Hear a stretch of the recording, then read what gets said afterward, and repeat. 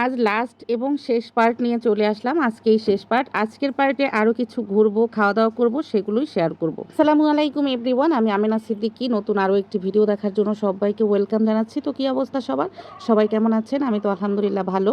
এই যে আজকে হলো শেষ পার্ট, আর শেষ পার্টে হলো লাস্টে আমরা কেবল কার উঠবো। তো এই কেবল কারে হলো আমরা যখন ড্রিম হলিডে পার্কে উঠেছিলাম, খুব ভালো লাগছিল। তো ভাবলাম যে এটার ভিতরে উঠে দেখি। আসলে এটার ভিতরে কিন্তু আমি আরও একবার উঠেছি, কিন্তু বেশ অনেক বছর আগে।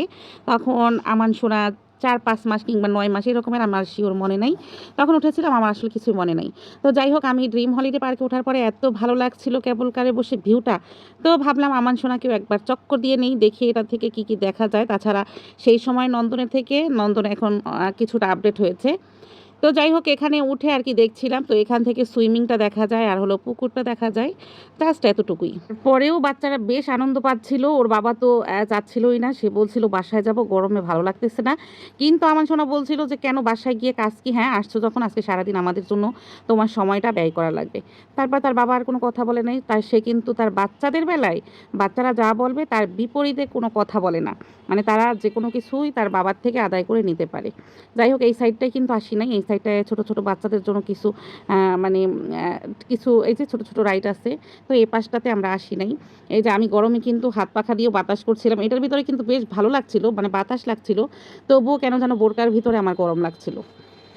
তো এই আর কি। আর আমার শোনা আমার সঙ্গে বক বক করেই যাচ্ছিল। ওর বক বক আমি শুনছিলাম। ও বলছিল যে মামুনি আরও কিছু রাইড আছে, ওগুলো কিন্তু সব উঠবো, হ্যাঁ। তো আমি বলছিলাম আচ্ছা নেমে নেই। তো নামার পরে এই যে মুজাহিদ, সে ট্রেনে উঠবে। তারপরে আবার ট্রেনের টিকিট কেটে তাদের ওঠানো লাগলো। আর দেখেন একদম রাইড কিন্তু ফাঁকা, প্রতিটি রাইডই ফাঁকা ছিল। শুধু আমার বাচ্চারাই উঠেছে, আর এখানে তারা ছেড়েছে। আমি ভাবছিলাম যে এই একা মানে 1-2 জনের জন্য ছাড়বে কি না, কিন্তু ওনারা কিন্তু ছাড়ছিল। আর ওনারা বলছিল যে ঈদের সময় এত পরিমাণ ভিড় ছিল যে মানুষ টাকা দিয়ে টিকিট কেটেও অনেকে উঠতে পারেনি। মানে সিরিয়ালের এতটাই ছিল যে মানুষ এখান থেকে চলে গেছে এরকমের। তো এইখানে ওই পাশে একটা সিরিয়াল ধরার একটা জায়গা আছে। বাবারে বাবা, সে কি আঁকাবাঁকা একটা সিরিয়াল পথ। তো ট্রেনে ওঠার পরে আমরা বের হয়ে গেছি। বের হয়ে আমরা ভিতরে, এর আগের বার যখন আসছিলাম প্যাকেজ নিয়েছিলাম, ভিতরে খাবার দাবার ছিল। এবার আর ভিতর থেকে খাইনি, কারণ ভিতরে অনেক টাকা নেই খাওয়ার জন্য। চলে আসছি একবারে জামগড়া। আর জামগড়া এসে একটা রেস্টুরেন্টে ঢুকে পড়েছি।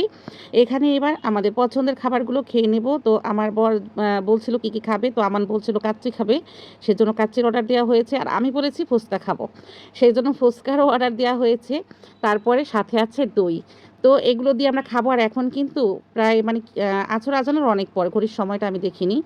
তো এতটা সময় বেজে গেছে। আর এই দেখেন এখানে কাচ্চির অবস্থাটা কি, সেই ছোট্ট একটা গোশত দিয়ে দিয়েছে, একটা ডিম আছে সাথে। তো কাচ্চির মানে কাচ্চিটা একটুকু ভালো ছিল না, মানে টাকা অনুযায়ী তো একদমই বাজে ছিল।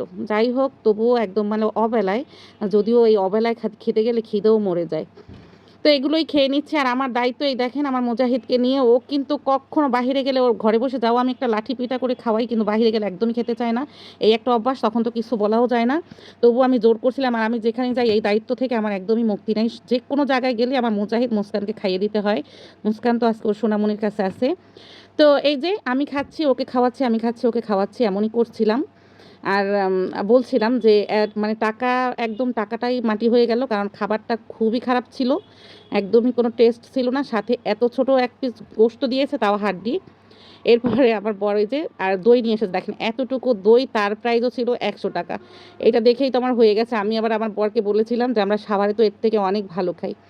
তো আমি কিন্তু দই দিয়ে বিরিয়ানি, পোলাও, আমার এই ধরনের খাবারগুলো খেতে খুব ভালো লাগে। তো সেটা একটু শেয়ার করলাম। আপনারা কেউ খান কিনা অবশ্যই জানাবেন। তো চলে এসেছে আমার ফুচকা। আমি যেখানে যাই এই ফুচকা দেখলেই তো আমার মুখে পানি চলে আসে। পেট কিন্তু একদম ফুল হয়ে গেছে, তবুও ফুচকা খাচ্ছি।